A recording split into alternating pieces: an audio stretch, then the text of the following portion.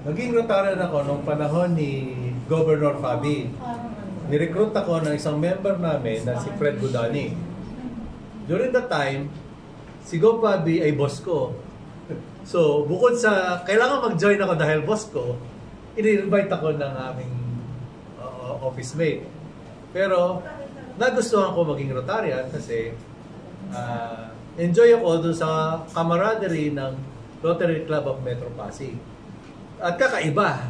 Alam mo ba kakaiba? Yung first meeting ko, dumating isang member namin, duguan. Yung nasirang si John Cruz, pagdating ka duguan, ano nangyari sa'yo? Hindi, nabangga ako eh. Tinulungan lahat ng mga member ng nabangga siya. Kakaiba.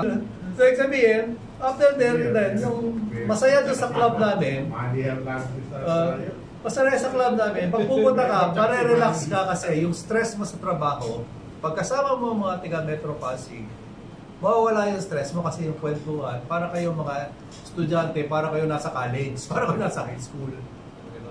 Bukod doon, na naging presidente ako, ang naging governor ko, boss ko rin, si Governor Lirio.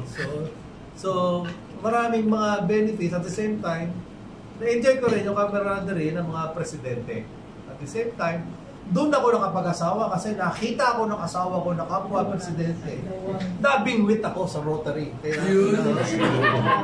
Hindi ka na nakawala. Hindi na ako nakawala. Dito ako nakapag-asawa sa Rotary.